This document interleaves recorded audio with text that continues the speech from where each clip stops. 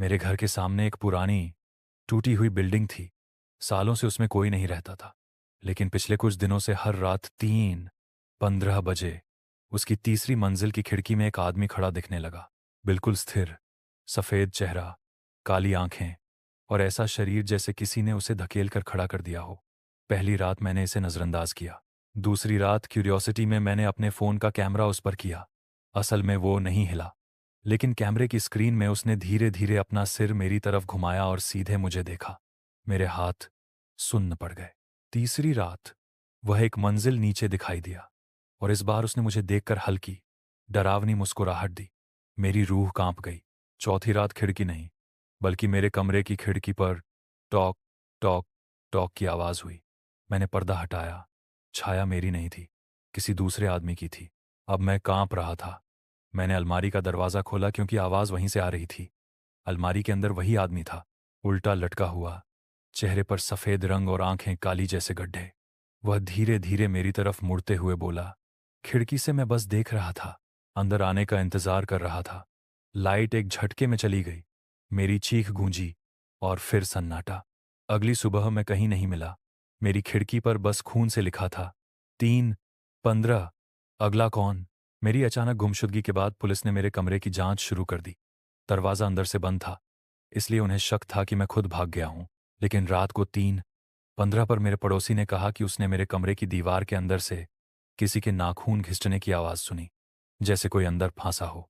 रात दोबारा दस्तक मेरी बहन मेरे कमरे में आई। कहती है, दीवारों में अजीब आवाज़ें आ रही हैं, कोई रो रहा है। इसी बीच दीवार से अचानक थप थप थप की जोरदार आवाज़ आई, जैसे कोई अंदर से बाहर आने की कोशिश कर रहा हो।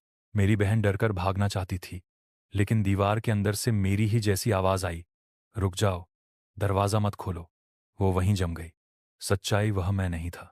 अचानक दीवार का एक हिस्सा थोड़ा उखड़ने लगा, सीमेंट टूटने लगा और अंदर से एक हाथ बाहर आया, बिल्कुल मेरा जैसा, लेकिन त्वचा काली और नाखून बेहद लंबे।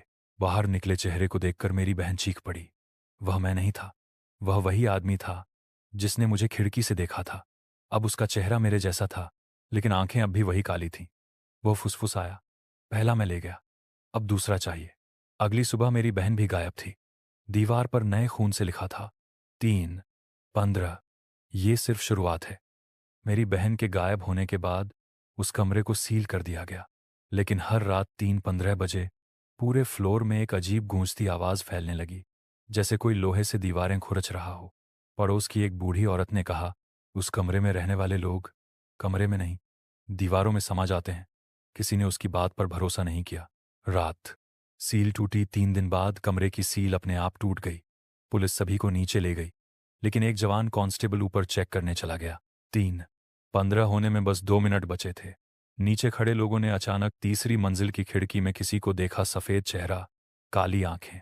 लेकिन वो कांस्टेबल नहीं था, वो मैं था, या शायद मेरे जैसा कोई। कांस्टेबल की चीख अगले ही पल कमरे की लाइट्स बंद हो गईं। अंधेरे में सिर्फ चीख सुनाई दी, ये दीवारें जिंदा हैं, ये मुझे खींच रही हैं। और आवाज़ बीच में ही खत्म हो गई। जब दरवाज़ा तोड़ा गया, कमरा खाली था। बस दीवार पर ताज़ा खून से लिखा था, 3 आ चुके, चौथा कौन? एक आखिरी डर। जब सब लोग नीचे भाग रहे थे, सीढ़ियों के मोड़ पर एक सीसीटीवी कैमरा लगा था।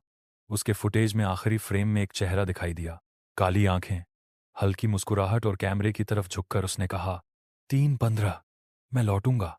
कांस्टेबल के गायब होने के बाद पूरी बिल्डिंग को खाली करा दिया गया, लेकिन उसी रात पास वाले फ्लैट में रहने वाला अरुण नाम का लड़का यह कहकर पुलिस स्टेशन पहुंचा, मुझे दीवारों से कोई बुला रहा है। पहले किसी ने उसकी बात को गंभीर नहीं लिया, लेकिन उसके हाथ पर खरोंच के निशान थे, उतने ही लंबे जितने दीवार में घुसे उस आदमी के नाखून।